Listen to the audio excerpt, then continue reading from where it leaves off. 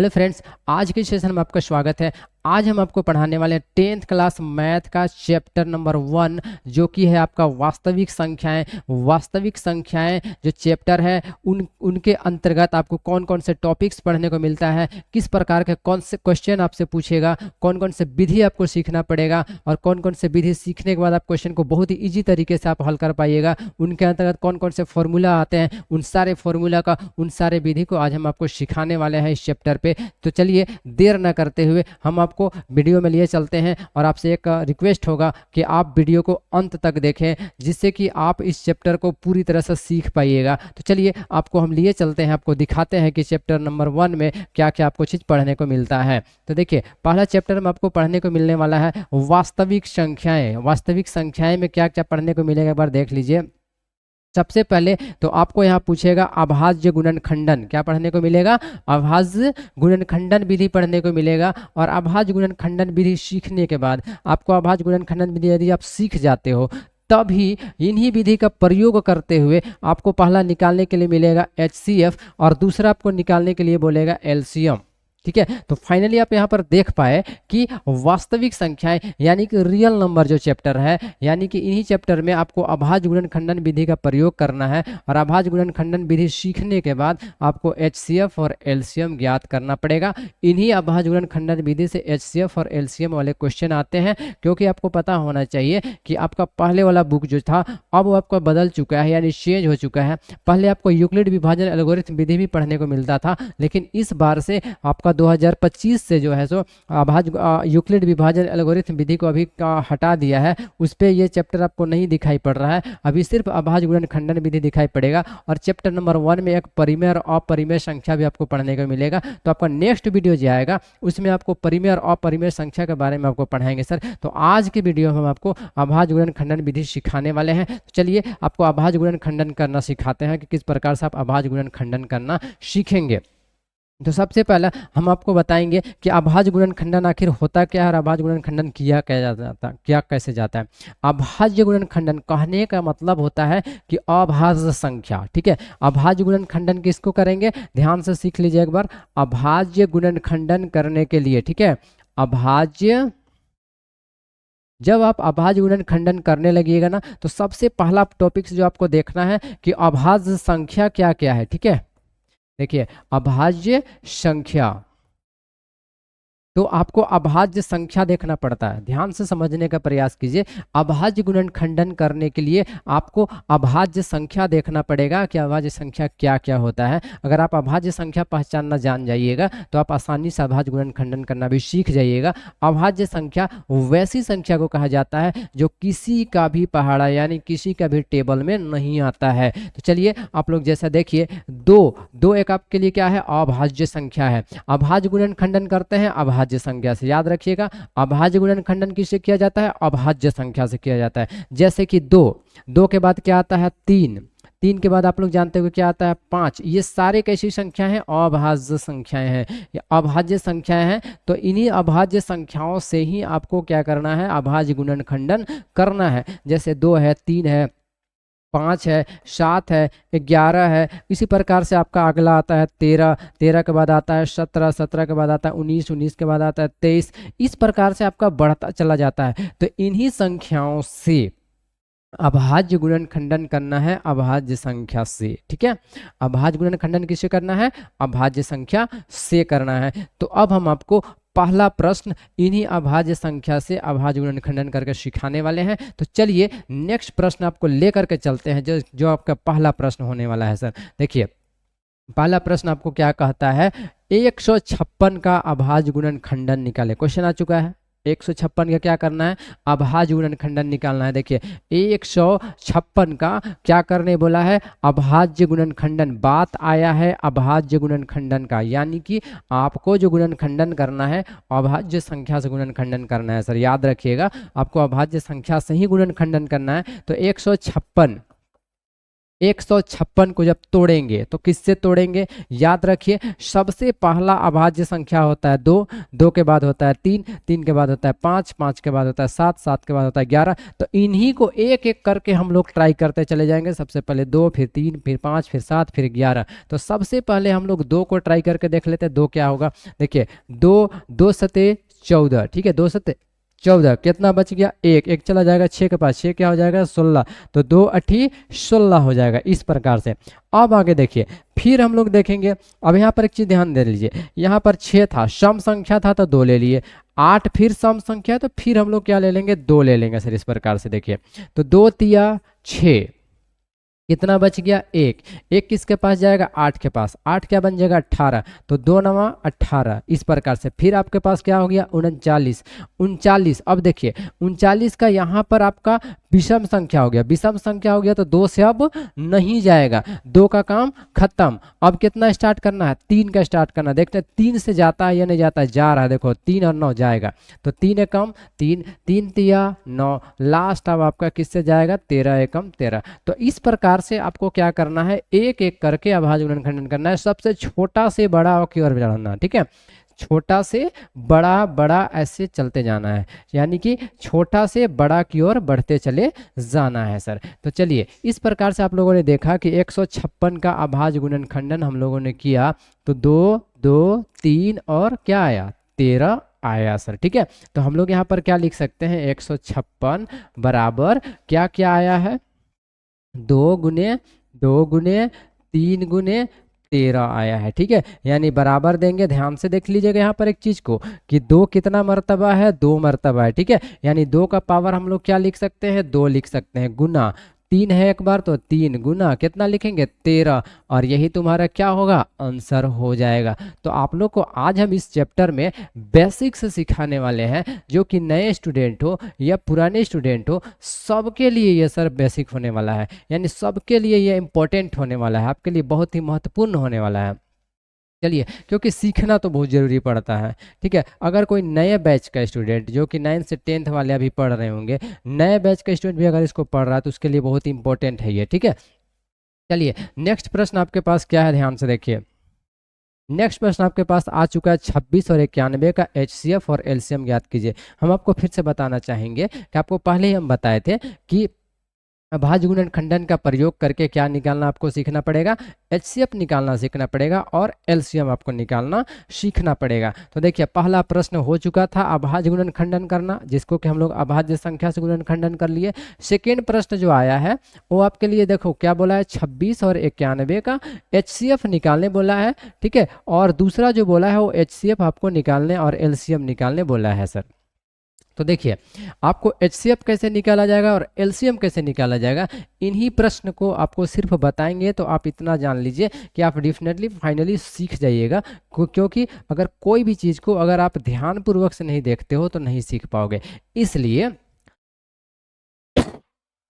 अब ध्यान देते हुए 26 और 91 का आपको हम HCF और LCM दोनों एक साथ निकालना सिखा रहे हैं, आप सीखने का प्रयास कीजिएगा, ठीक है। चलिए, सबसे पहले आपको क्या करना है? 26 का अभाज्य गुणनखंडन यहाँ पर कर लीजिए, यहाँ पर 91 का अभाज्य गुणनखंडन कर लीजिए, यहाँ पर 26 का, यहाँ पर 91 का। हम आपको बताए थे अभाज्य गुणनखंडन कहने से तात्पर्य है कि अभाज्य संख्या से आप इसको एक एक करके फैक्टराइज कर दो, यानी कि तोड़ डालो सर, ठीक है। तो सबसे पहले यहाँ पर देखिए 26 इकाई अंक पे 6 है, इकाई अंक पे 6 है, यानी कि यह जो है सो 2 से फाइनली आपका जो सर कटने वाला है। तो 2 हम लोग यहाँ पर लिखेंगे, 2 एकम 2, 2 तिया 6। अब ये एक बार में 13 एकम 13 कट गया, ठीक है। चलो, अब 91 है, तो 91 है तो इसका इकाई अंक पे तो 1 है, 1 है इसलिए ये क्या है? विषम संख्या है और ये 2 से जाने वाला नहीं है। तो हम लोग क्या करेंगे? 3 को ट्राई करके देखेंगे, लेकिन 3 से भी ये भाग जाने वाला नहीं है। तब आप लोग ध्यान दीजिएगा, 3 के बाद अगला आता है 5 और 5 से भी 91 भाग नहीं जाएगा। तब हम लोग चले जाते हैं 7 पे, तो 7 से ये जाएगा सर, 13 सते 91 हो जाएगा और 13 एकम 13 हो जाएगा। तो अब आप देखो कि हम लोग 26 का और 91 का हम लोग क्या किए हैं, अभी पहला अभाज्य गुणनखंडन कर लिए हैं। ठीक है, अब इन्हीं अभाज्य गुणनखंडन से ही क्या क्या आपको निकालना है, HCF और LCM निकालना है। वीडियो को बिना स्किप किए ध्यान पूर्वक से देखिए और अंत तक आप देखिए, आप HCF और LCM निकालना बहुत ईजी तरीके से सीख जाइएगा। चलिए, तो सबसे पहले हम लोग यहाँ पर क्या लिख लेंगे, 26 बराबर क्या लिखेंगे, 26 बराबर क्या आया है, देखिए 2 गुने 13 गुने 1 आया हुआ है। ठीक है, जो आया है सबको लिख लेना है एक एक करके। ठीक है ना, और 91 बराबर देखिए, 91 बराबर भी क्या क्या आया है, एक बार देख लीजिए। 91 बराबर आया है 7 गुने 13 गुने 1। क्लियर। अब आपको क्या करना है, HCF बराबर, सबसे पहले आपको क्या निकालने बोला है, देखिए HCF निकालने बोला है ना, इसलिए HCF बराबर आपको हम सिखा रहे हैं सर, ध्यान से देखिएगा। HCF क्या होता है उनको समझिए। HCF वह संख्या होता है, ठीक है, जो दोनों लाइन में नजर आए। HCF वह संख्या होता है जो दोनों लाइन में नजर आए और कम पावर हो। दोनों लाइन में नजर आए और कम पावर हो। देखिए दोनों लाइन में क्या नजर आ रहा है, ध्यान से देखिए, तो दोनों दोनों लाइन में 13 और 13 आपका नजर आ रहा है, आ रहा है ना। इसलिए क्या होगा, यहाँ पर भी 13 है और यहाँ पर भी 13 है, तो दोनों में 13 13 कॉमन हो जा रहा है, उभयनिष्ठ हो जा रहा है, इसलिए 13 आपके लिए क्या होने वाला है, HCF हो जाएगा। ठीक है, अब चलिए आपको हम LCM करके दिखाते हैं। ठीक है, ध्यान पूर्वक समझिएगा। तो HCF आप लोग फाइनली सुने सीखे कि HCF क्या होता है, जो दोनों लाइन में रहे। अगर 3 लाइन वाला रहेगा, 3 अंक वाला रहेगा, तो तीनों लाइन में रहना चाहिए। ठीक है, यानी HCF में 2 लाइन अभी है तो दोनों लाइन में कॉमन होना चाहिए। कॉमन मतलब दोनों में दिखना चाहिए, दोनों में उभयनिष्ठ होना चाहिए। अगर दोनों लाइन में है तो वही तुम्हारे लिए क्या हो जाएगा, HCF हो जाएगा। जैसे देखिए 2 को क्यों नहीं लिए हम लोग, 7 को क्यों नहीं लिए हम लोग, इसलिए नहीं लिए क्योंकि 2 दोनों लाइन में नहीं है, 7 दोनों लाइन में नहीं है। अब 1 का लेकर के कोई वैल्यू नहीं निकलता है, क्योंकि 13 एकम तो आपका 13 ही होगा ना सर। चलिए, अब आपको LCM निकालने वाले हैं। तो LCM और HCF, H4 होता है हाईएस्ट कॉमन फैक्टर, LCM 4 होता है लोवेस्ट कॉमन मल्टीपल। ठीक है, यानी HCF मतलब हो गया महत्तम समाप वर्तक और LCM मतलब हो गया लघुत्तम समाप वर्तक। तो अब दोनों में तो फर्क होगा, दोनों एक ही चीज एक ही कंडीशन तो होगा नहीं, एक है HCF और एक है LCM, यानी दोनों का विधि भी अलग होने वाला है, दोनों को निकालने का तरीका भी अलग होने वाला है। तो सही बात है सर, दोनों का तरीका अलग होने वाला है। HCF में हम लोगों ने क्या देखा कि दोनों लाइन में जो है उनको केवल उतार लिए। LCM में क्या तरीका है, ध्यान से समझिएगा। LCM का तरीका है कि जो दोनों लाइन में है उसको तो उतार लीजिएगा, जो कॉमन है उसको उतार लीजिएगा, बट जो कॉमन नहीं है, जो दोनों लाइन में नहीं है, उनको भी एक एक करके आपको नीचे उतार देना है। जैसे 2, देखिए 13 और 13 ये तो आपका कॉमन हो गया, इसमें कोई डाउट नहीं है, कॉमन हो गया, आप उसको उतार लीजिए। लेकिन जो कॉमन नहीं है, जैसे 2 आपका कॉमन नहीं है, तो उनको भी आपको क्या करना है, उतार देना है। 7 आपका कॉमन नहीं है, तो इसको भी क्या करना है, उतार देना है। ये LCM का तरीका है। HCF का तरीका क्या है, जो दोनों में है उन्हीं को केवल उतार लीजिए। और LCM का तरीका क्या है, जो दोनों में है उसके बदले में तो एक ठो लिख लेना है, लेकिन जिनका कॉमन नहीं मिल रहा है उसको भी आप क्या कीजिए, उतार दीजिए और सबको गुना करके लिख दीजिए सर। ठीक है, देखिए 7 दूनी 14, 14 को 13 से गुना कर दीजिए, 13 चौके 52 का 2 हाथ में बचे, 13 कम 13 और 5 18, यानी 182। देखो 182। तो अब आप देखिए कि HCF आपका 13 आया, तो LCM कितना आ गया, 182। इसलिए याद रहे आप लोगों को कि HCF अलग चीज है और LCM अलग चीज है। HCF मतलब हाईएस्ट कॉमन फैक्टर, ठीक ना, यानी महत्तम समाप वर्तक, और LCM का मतलब होगा लोवेस्ट कॉमन मल्टीपल, यानी लघुत्तम समाप वर्तक। तो चलिए अब इसका आपको डिफिनेशन नहीं पढ़ते रहना, डिफिनेशन याद नहीं करना है। डिफिनेशन याद करने से परिभाषा आपको लिखने के लिए 10th क्लास का एचसीएफ और एलसीएम का परिभाषा पढ़ने के लिखने के लिए नहीं आता है। इसका विधि को, इसका मेथड को, इसको किस प्रकार से निकाला जाता है ये आपको सीख लेना है सर, ठीक है। तो देखिए अभाज्य गुणनखंडन विधि से हम लोग पहला प्रश्न जो है सो एचसीएफ का निकाल दिया और एलसीएम भी निकाल लिए हैं। चलो अब हम लोग नेक्स्ट प्रश्न आपको दिखाते हैं सर। नेक्स्ट प्रश्न आपके पास क्या है कि 12 है, 15 है और 21 है, इसका एचसीएफ भी ज्ञात करने बोला है और एलसीएम भी ज्ञात करने बोला है। देखिए इसका एचसीएफ भी कैसे आप ज्ञात कीजिएगा और एलसीएम भी कैसे ज्ञात कीजिएगा।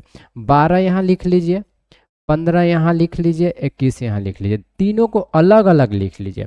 ऐसे तीनों को फिर तोड़िए तो देखिए 12 है, ये 2 से जाएगा, 2 छक 12, 2 तिया 6 और 3 एकम 3, ये तो टूट गया।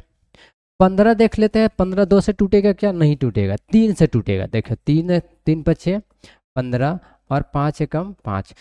21 को देख लेते हैं, क्या 21 2 से टूटेगा? नहीं टूटेगा। अगला क्या आता है अभाज्य संख्या? 3 आता है, 3 से जाएगा जाएगा, तो 3 सते 21, फिर 7 एकम 7, कंटिन्यूसली टूट चुका है सब का सब। तो देखिए 12 के जगह में क्या लिख सकते हैं, 15 के जगह में क्या लिख सकते हैं, 21 के जगह में क्या लिख सकते हैं, लिख लीजिए। 12 इज इक्वल टू कै ठो 2 आया है, देखिए 2 ठो 2 आया है और 1 ठो 3 आया है। 15 के जगह में देखिए, 15 के जगह में क्या आया हुआ है, 15 के जगह में 1 ठो 3 है और 1 ठो 5 है। क्लियर। 21 के जगह में देखिए, 21 के जगह में क्या आया है, 21 के जगह में हम लोगों ने देखा 1 ठो 3 है और 1 ठो क्या है, 7 है। क्लियर है। अब जरा ध्यान से देखिए, हम लोग सबसे पहले क्या निकाल लेंगे सर, आपको बताया था ना एचसीएफ। क्या निकालेंगे? एचसीएफ। तो देख लीजिए एचसीएफ कैसे निकालेंगे, हम आपको बताया था एचसीएफ निकालने का तरीका क्या था। एचसीएफ निकालने का तरीका ये था कि तीनों लाइन में, अभी 2 लाइन नहीं है, अभी कितने लाइन है, 3 लाइन है, इसलिए तीनों लाइन में चेक करेंगे कि तीनों लाइन में कॉमन कौन हो रहा है और तीनों लाइन में ओवेनिस्ट कौन हो रहा है, तीनों लाइन में दिख कौन रहा है। 2 का पावर 2 तीनों लाइन में दिख नहीं रहा है। 3 3 3 दिख रहा है तीनों लाइन में। देखिए यहाँ भी 3, यहाँ भी 3, यहाँ भी 3, तीनों लाइन में 3 क्या हो रहा है, दिख रहा है। दिख रहा है ना, इसलिए यहाँ पर एचसीएफ में 3 उतार देंगे। ठीक है। अब देखिए 7 यहाँ है, बट ऊपर वाला में 7 भी नहीं है, नीचे बीच वाला में भी 7 नहीं है।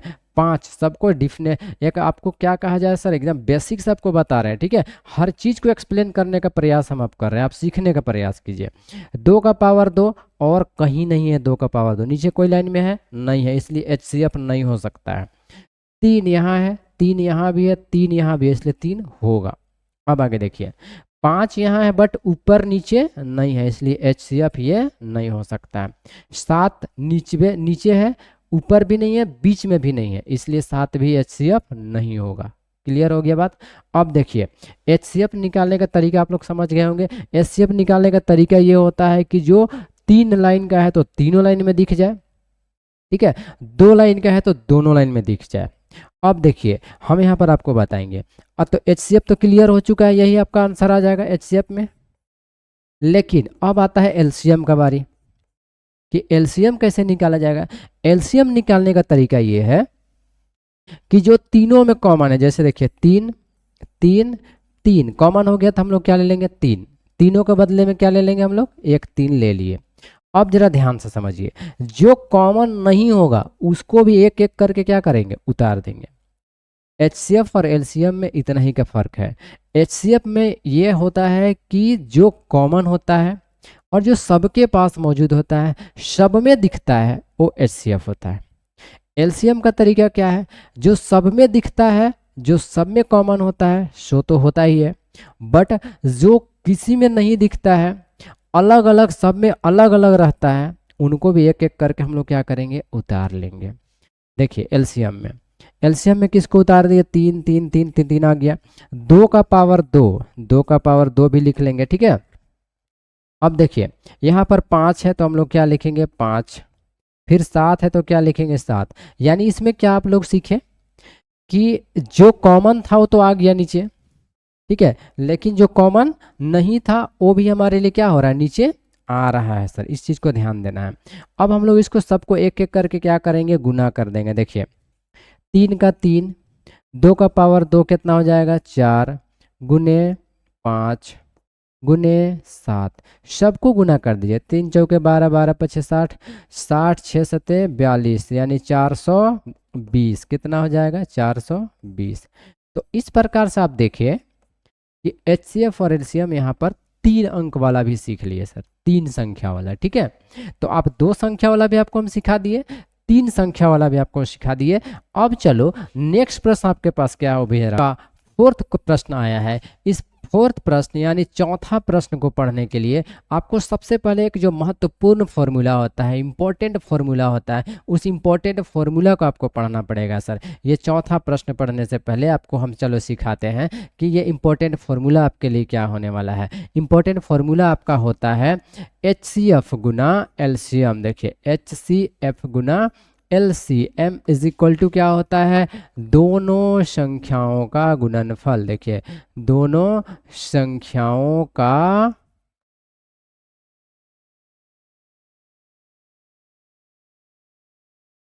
गुणनफल क्या होता है, एच सी एफ गुना एलसीएम इज इक्वल टू क्या होता है, दोनों संख्याओं का गुणनफल। यानी कि आप इसको ऐसे भी लिख सकते हो, एच सी एफ गुना L C M is equal to A गुने बी, ऐसे लिख सकते हो, ठीक है। यानी इसका अगर पहला फॉर्मूला आपको निकल करके आता है कि अगर एच सी एफ बराबर निकालने के लिए आपका क्वेश्चन में कह देता है, क्या किसके बराबर, एच सी एफ बराबर निकालने अगर आपका क्वेश्चन में कह देता है, तब सर आप एच सी एफ बराबर क्या निकालोगे, ए गुने बी, क्या लिखोगे, ए गुने बी बटे क्या लिख लोगे, एलसीएम। एचसीएफ निकालोगे तो एलसीएम नीचे चला जाएगा, और अगर आप एलसीएम निकालोगे तो ए गुने बी बटे एच सी एफ नीचे चला जाएगा। इस प्रकार से आपका इंपॉर्टेंट फॉर्मूला आपको हम सिखा दिए सर और लिखा दिए। चलिए अब आपको इस प्रश्न को हल करके आपको दिखाने वाले हैं। देखिए पहला प्रश्न में क्या बोला है कि पहली संख्या कितना है 306 और दूसरी संख्या कितना है 657 दिया गया है, और उसका एचसीएफ देखिए कितना दिया गया है 9 दिया गया है। आपको क्या निकालने बोला है, एलसीएम ज्ञात कीजिए, किसका किसका 306 और 657। यानी पहली संख्या क्या होगा 306, दूसरी संख्या क्या होगा 657 होने वाला है। तो हम लोग यहाँ पर फाइनली अगर यहाँ पर ऐसे लिख ले, सॉल्यूशन लिखने के बाद अगर कहें कि a इज इक्वल टू कितना हो जाएगा 306, b इज इक्वल टू क्या हो जाएगा 657, ठीक है। और देखिए H C F is equal to क्या आपके पास दिया गया है 9 दिया गया है, तो एलसीएम इज इक्वल टू क्या होने वाला है, तो एलसीएम बराबर यहाँ पर फॉर्मूला देख लीजिए सर आपके पास क्या दिया गया है, एलसीएम इज इक्वल टू क्या हो जाता है, a गुने बी बटे एच सी एफ हो जाता है, बराबर देंगे ए का मान देख लो कितना दिया गया है 306, बी का मान कितना है 657, सबको एक एक करके देख करके उतार देना। देखिए ये हो गया ए का मान, ये हो गया बी का मान, ये हो गया H C F is equal to, लिख लिए सबको, देखो यहाँ पर फॉर्मूला होता है एलसीएम बराबर ए गुना बी बटे एच सी एफ। तो ए का मान 306, बी का मान 657, एच सी एफ दिया गया है 9, तो 9 से इसको काट दीजिए, 9 तिया 27 और 9 चौके 36, ठीक ना, 9 तिया 27 9 चौके 36, क्या आ गया आपके पास 34 गुने 657। देखो तो यहाँ पर क्या हो जाएगा, अब जब इसको हम लोग गुना करेंगे 34 गुने कितना करने वाला है 657, तो 22 33 8 कितना होने वाला है हमारे पास 22 33 8। फाइनली हमको लगता है कि यही आंसर हो जाएगा आपका सर, ठीक ना। आप एक बार गुना करके देख लीजिएगा, 657 गुने आपके लिए 34 हो जाएगा, जो 4 सते 28, 4 पचे 20 का 0, 4 छक 24 25 26, इस प्रकार से होगा, 3 सते 21 और 3 सते 21 हो जाएगा, 21 के खाने में 3 पचे 15, 657, 4 सते 28, 4 पचे 20 का 0, हाथ में बचा 2, 4 छक 24 25 26, 3 सते 21, 3 पचे 15, 2 17, 1 18 और 1 19, 8, 1 7 6 13 का 3 हाथ बचा 1, 9 3 12 का 2 हाथ बचा 1, 4 सते 28 का 8 बचा 2, 4 पचे 20,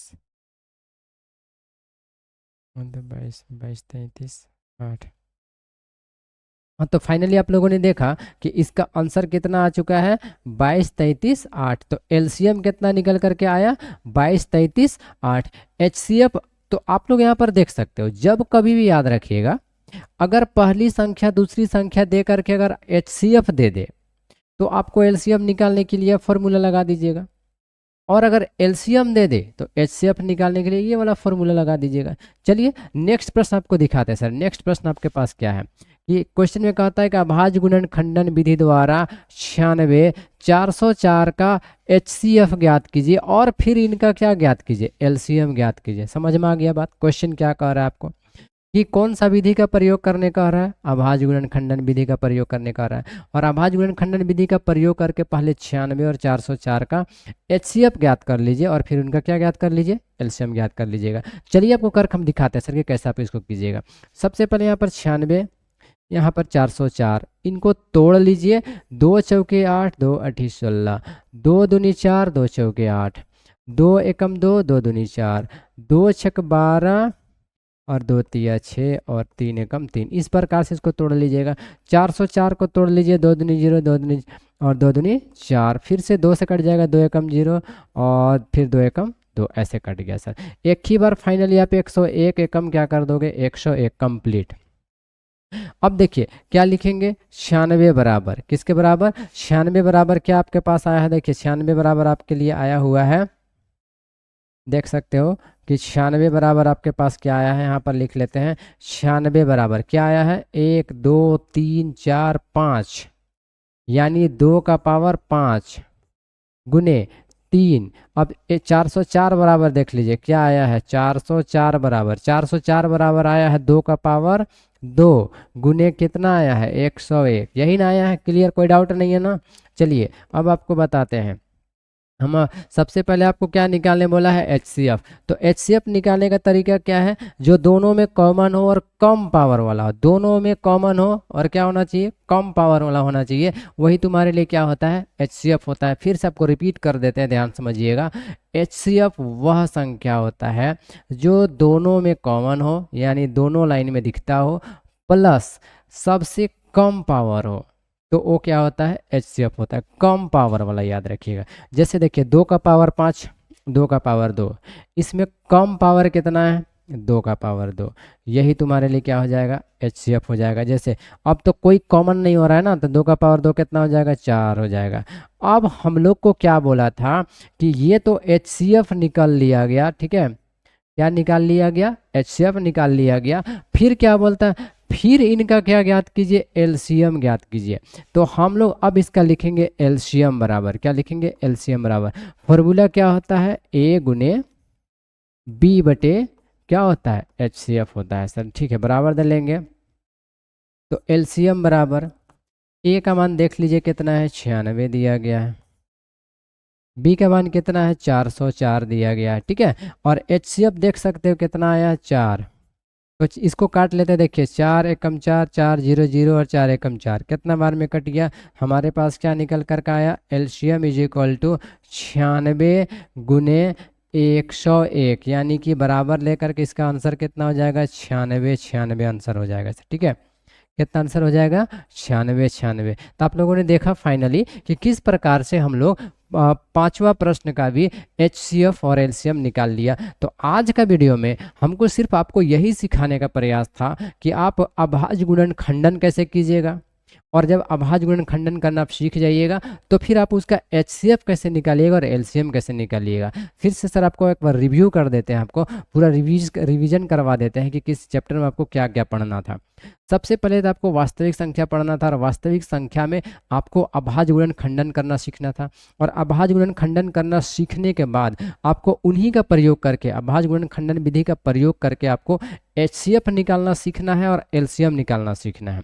तो इस वीडियो का शुरू से फिर से एक बार रिवीजन करके देख लीजिए, आपको हर डिटेल आपको पता चल जाएगा कि कैसे आपको अभाज्य गुणन खंडन करना है, और फिर आपको कैसे एचसीएफ ज्ञात करना है, और फिर आपको कैसे एलसीएम ज्ञात करना है। और नेक्स्ट वीडियो में आपको परिमेय और अपरिमेय संख्या के बारे में पढ़ाने वाले हैं, इसलिए आप हमारे नेक्स्ट वीडियो को ज़रूर देखिएगा।